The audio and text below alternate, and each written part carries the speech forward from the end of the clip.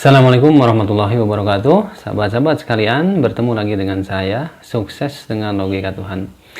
Sahabat-sahabat sekalian, semoga sahabat-sahabat sekalian dalam keadaan sehat walafiat, kemudian saudara-saudara sekalian juga diberi kesejahteraan oleh Allah Subhanahu wa taala yang melimpah. Amin ya roh ya rabbal alamin. Sahabat-sahabat sekalian, saya ingin berdiskusi bagaimana mengimplementasikan logika Tuhan di dalam kehidupan sehari-hari. Jadi saudara-saudara, sahabat sekalian, percuma ini ilmu dipahami kalau ilmu ini tidak bisa diimplementasikan dalam kehidupan sehari-hari.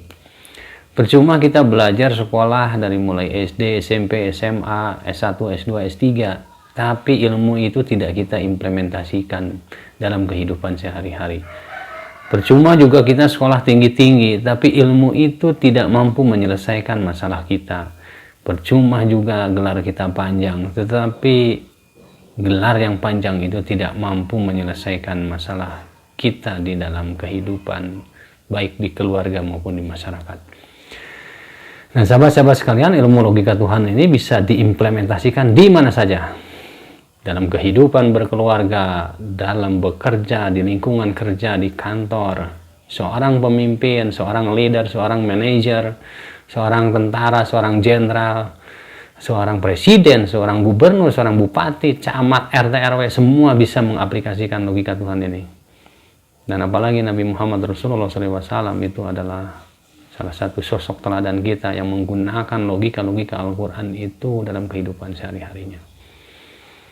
Nah, sekalipun posisi Nabi Muhammad sebagai Nabi yang diberi wahyu oleh Allah Subhanahu wa taala, tapi kita sebagai umatnya, kita bukan siapa-siapa. Tapi kita bisa belajar dari Al-Quran yang ditinggalkan oleh Nabi Muhammad Rasulullah SAW itu. Bagaimana cara berpola pikirnya. Kenapa Nabi Muhammad bisa sabar? Kenapa Nabi Muhammad tidak membalas keburukan dengan keburukan?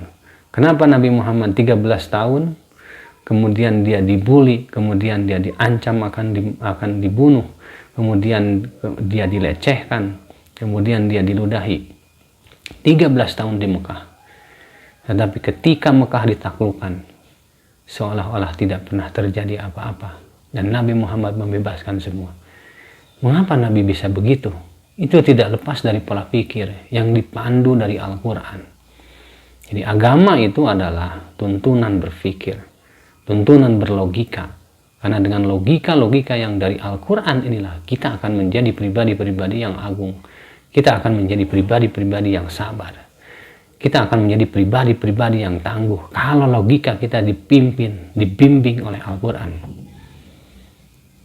Dan saya berharap ilmu ini betul-betul menyebar kepada seluruh pelosok penjuru penduduk Indonesia untuk belajar berpikir yang benar. Untuk belajar berpikir yang mensejahterakan umat. Untuk belajar berpikir yang cinta damai, untuk belajar berpikir yang mampu mengorbankan dirinya untuk kepentingan umat, dan belajar berpikir untuk selalu taat kepada Allah dalam segala kondisi, dan tidak merugikan manusia, dan tidak merugikan makhluk sedikit pun karena atas ketaatannya kepada Allah Subhanahu wa taala. Ini semuanya diperankan oleh pikiran. Ini semuanya diperankan oleh logika kita yang selalu menghitung untung dan rugi. Nah, perhitungan untung yang rugi ini kalau kita logikanya material, maka keuntungan-keuntungan yang akan kita hitung selalu material.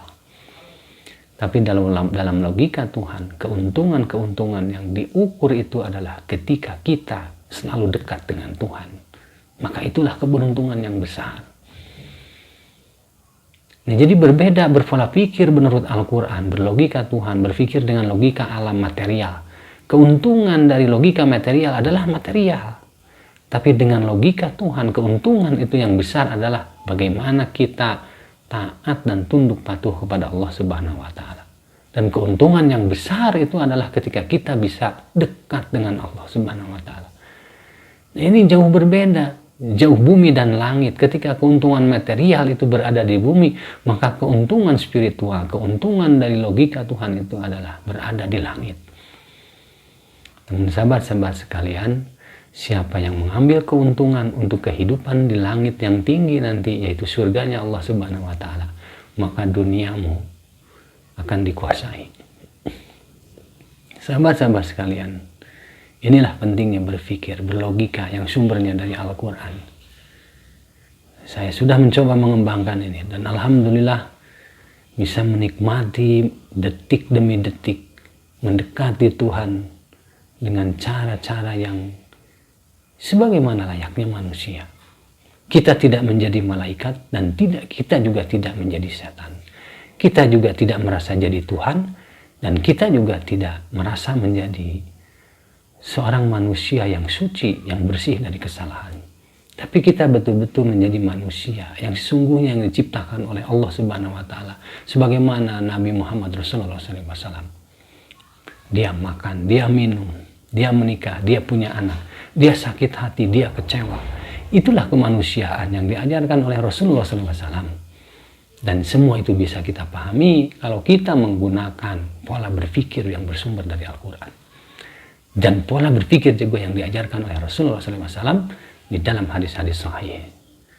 Demikian sahabat-sahabat sekalian untuk pertemuan hari diskusi hari ini. Mudah-mudahan ini menginspirasi. Dan komen, like-nya untuk memotivasi, untuk memperbaiki, itu tentunya adalah satu anugerah bagi saya. Ketika ada saudara-saudara sekalian memberikan komentar. Komentar negatif, komentar positif, bagi kami semuanya adalah positif. Bagi saya adalah semuanya positif. Karena semua kejadian yang diciptakan oleh Allah itu adalah tujuannya untuk kebaikan. Jadi dalam logika Tuhan, tidak ada yang negatif, tidak ada yang baik, tidak ada yang buruk. Semuanya baik. Semuanya kebaikan. Nah, siapa yang menciptakan kebaikan tergantung kepada pola pikir kita. Jikalau pola pikir kita sudah dibimbing dari Al-Quran, maka semua kejadian ini akan menjadi kebaikan bagi kehidupan kita di dunia dan di akhirat.